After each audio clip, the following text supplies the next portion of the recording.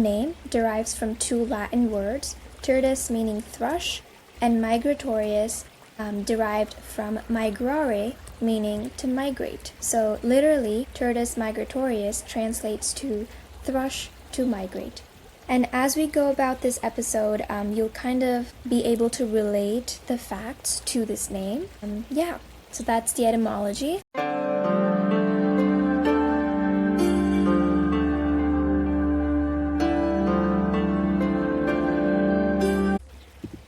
Hello everyone, good morning. I hope you're doing well today, and I hope your day is going great. If not, that is totally fine. Welcome to the Early Bird Weekly Podcast, where we talk about birds. I'm Rutiksha Satish Kumar, and in today's episode, we're going to be talking about the American robin. We will look into some interesting facts about the American robin, and sometimes go off track with what's happening outside my window. Right now, it's raining. It's been raining for a while, actually since yesterday. I personally really love rainy days. I don't know if the birds do, but I just feel like it's very comfortable sitting at home, reading my book, recording my podcast. It just gives me a lot of time to do a lot of things and catch up on stuff. Yeah, I love rainy days. I do see a lot of birds outside now that summer has started, and one common bird that I see is the American robin. And you might have seen it in your backyard as well, because it's found all across North America and it's very common. But it doesn't mean that it does not have interesting facts. We definitely do not want to overlook the common birds because they have so much to them. My channel, if you have noticed, has a mix of both exotic and common birds. That is to show that every species is unique and it has something interesting. Yeah, so before we go into the episode, I just wanted to give you a little update of why I haven't been posting for a long time. So the main reason for it is a lot of stuff was happening in my life that I had to sort out, and I didn't want any of that drama to kind of reflect on things that I'm passionate about. So I kind of stopped doing a lot of stuff, took a little break, and now I'm back. I'm painting again, I'm recording my podcast again, I'm crocheting, I'm reading, so all of my hobbies are back. I just had to reset myself, and summer has been very helpful for that because it gives me a lot of time to kind of reset and do the things I want to do. I've been on a couple of hikes already. I've been hanging out with my friends, and it's been really fun. Yeah, I hope that you understand why I haven't been posting.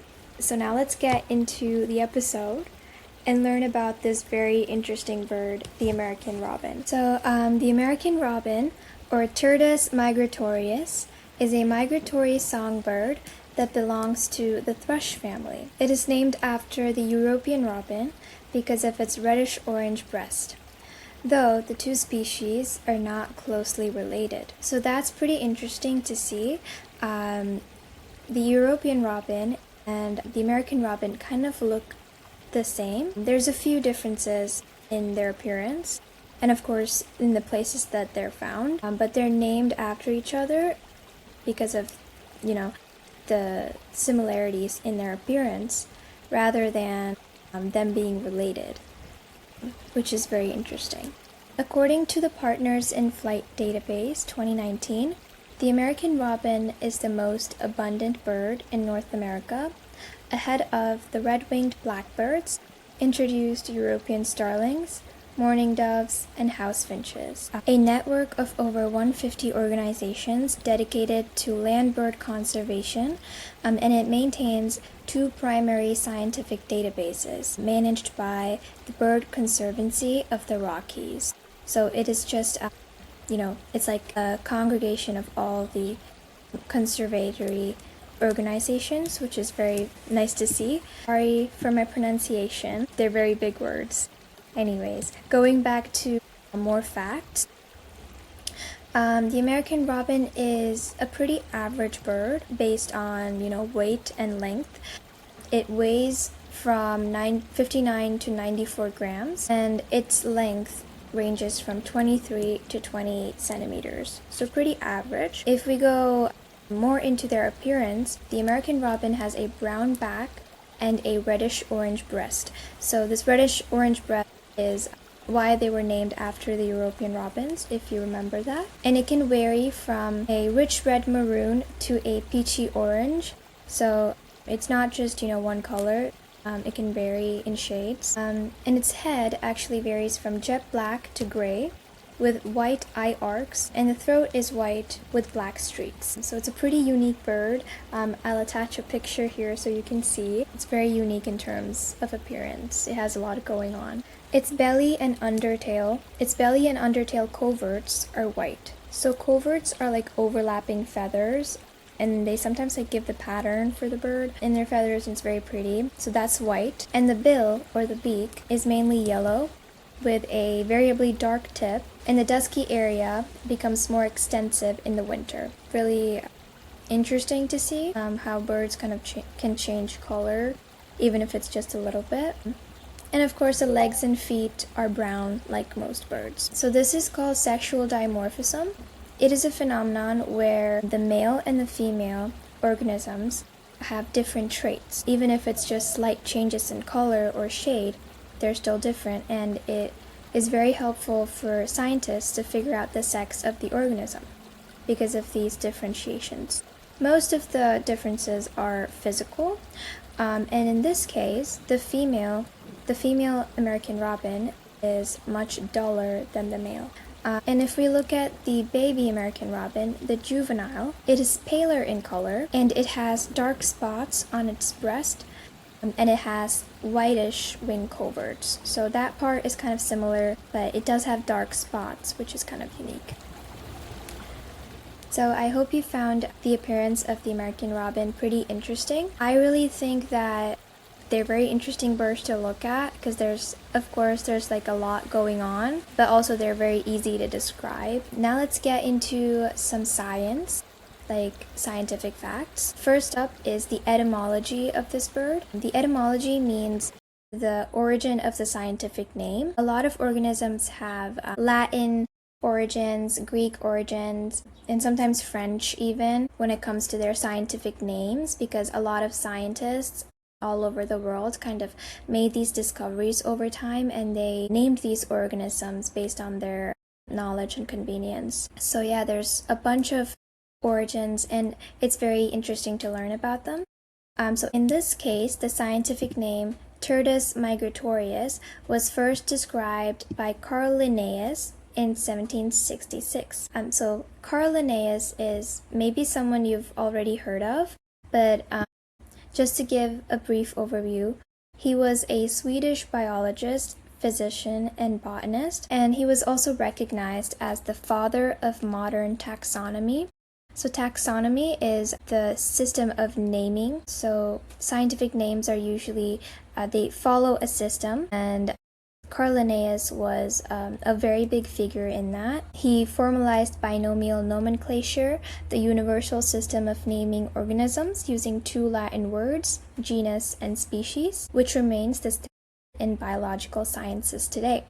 So if you're in high school or if you're older, you'll definitely know about this because a lot of biology classes teach this primarily. In this case, the binomial nomenclature for our bird is Turdus migratorius. So Turdus is their genus and migratorius is their species. So yeah, just to make that connection. So going back to the etymology, this name derives from two Latin words, Turdus meaning thrush, and migratorius derived from migrare, meaning to migrate. So literally, Turdus migratorius translates to thrush to migrate. And as we go about this episode, you'll kind of be able to relate the facts to this name. So that's the etymology. We can also learn a little bit about their family, which is pretty interesting. I did some research about it, so why not? So these birds come from the family Turdidae. And the Turdidae is a thrush family. Thrushes are small to medium-sized ground-living birds that feed on insects, other invertebrates, and fruit. Some unrelated species around the world have also been named after thrushes due to their similarity to birds in this family. So we can make a very good connection between the European robin and the American robin here, because it's very common for species outside of the Turdidae family to resemble the thrushes inside the Turdidae family, such as how the European robin resembles our American robin, which belongs to the Turdidae family, and that's why they're named after each other. So this isn't only common in American robins, it seems like. It's common in a lot of birds in the thrush family, or the Turdidae family, which is pretty interesting. So it comes from the Turdidae family. It contains a lot of thrushes, such as the song thrush, the missel thrush, the fieldfare, the eastern bluebird, and the common blackbird. So this family has over 180 to 300 species of birds, and I did not want to list every one of them. It would probably take me a few episodes to get through all of them. So these are just a few examples. As for our bird, it comes from the genus Turdus, as we saw in the binomial nomenclature. And the species name would be Turdus migratorius, as we saw. So I hope you enjoyed learning about the family Turdidae, as that is where our American robins belong. And so do a lot of thrushes that you probably see in your backyard. Now let's move on to the geography of the American robin, or places where they're found. As mentioned before, they are found all throughout North America, from Alaska and Canada southward to northern Florida and Mexico. So they're found everywhere in North America. While some birds occasionally overwinter in the northern part of the United States and southern Canada, most of them actually migrate. So some of the birds, they stay, they don't migrate, they stay in the United States and southern Canada, while other birds, they migrate to Florida and the Gulf Coast and central Mexico, where it's much warmer in the winter. Oh, they also migrate to the Pacific coast. Yeah, I left that out, sorry. The American robins inhabit dense forests, woodlands, tundra, shrubland, and more open farmland. And they're also common in gardens, orchards, and city parks. So these birds are very adaptable to a lot of places, because as you can see, they're found all the way from woodlands to even city parks. So yeah, as we go deeper into the facts, you'll realize why they're more adapted as we look into their diet, their habits, communication skills, and whatsoever. Yeah, but I do have to end this episode here because I made a promise to myself that I'm gonna make these episodes much smaller, as I am quite busy, even in the summer. I made it a priority to kind of focus on the quality of the episodes, because it does get very, hard to edit, and I would rather do a good job editing a smaller episode than focus on a very long one and not really be able to produce all my creativity in it.